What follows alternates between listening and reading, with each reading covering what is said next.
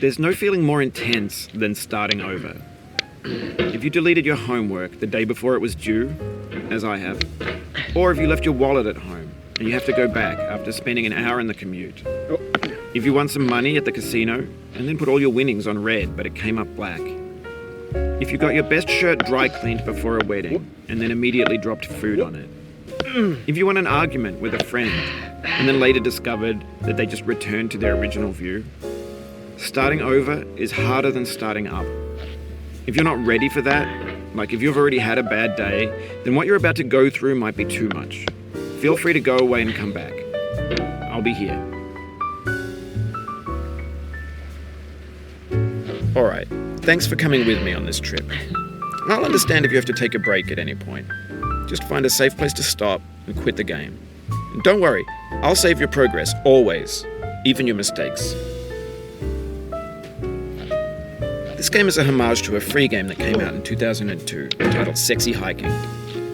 The author of that game was Jazzuo, a mysterious Czech designer who was known at the time as the father of B games. And B games are rough assemblages of found objects. Designers slap them together very quickly and freely, and they're often too rough and unfriendly to gain much of a following. They're built more for the joy of building them than as polished products.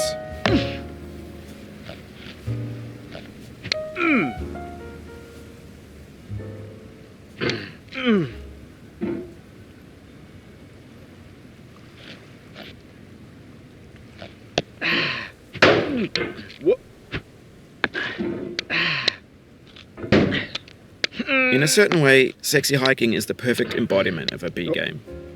It's built almost entirely out of found and recycled parts, and it's one of the most unusual and unfriendly games of its time. In it, your task is simply to drag yourself up a mountain with a hammer. And that act of climbing, in the digital world or in real life, has certain essential properties that give the game its flavor. No amount of forward progress is guaranteed. Some cliffs are too sheer or too slippery. And the player is constantly, unremittingly in danger of falling and losing everything.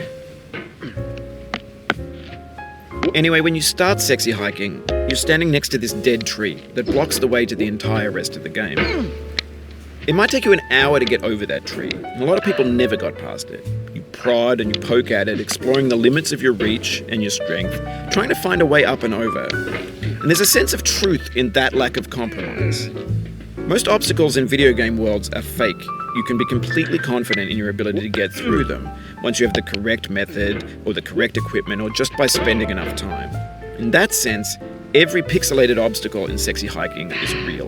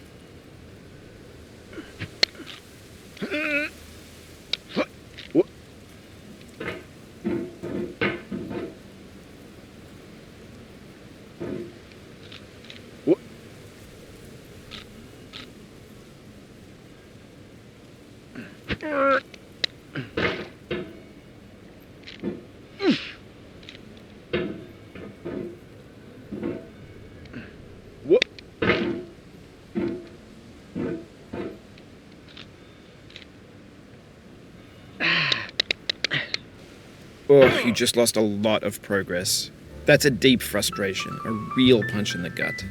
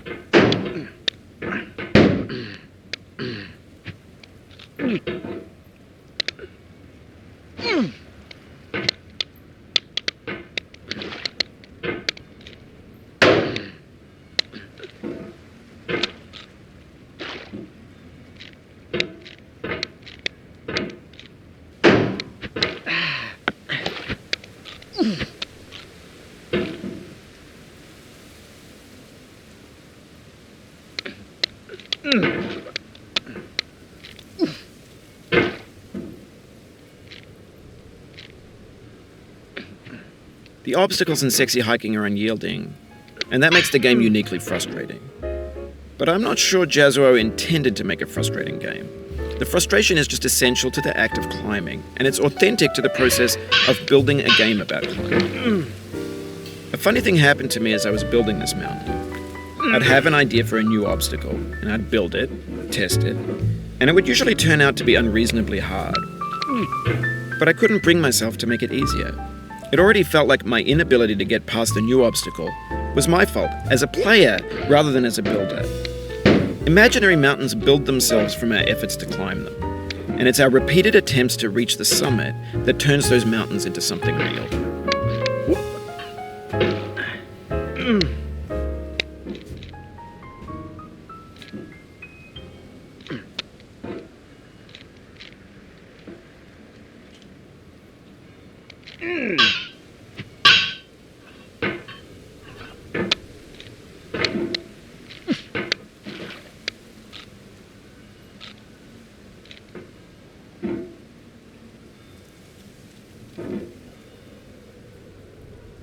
When you're building a video game world, you're building with ideas. And that can be like working with quickset cement. You mold your ideas into a certain shape that can be played with, and in the process of playing with them, they begin to harden and set until they're immutable, like rock. And at that point, you can't change the world, not without breaking it into pieces and starting fresh with new ideas.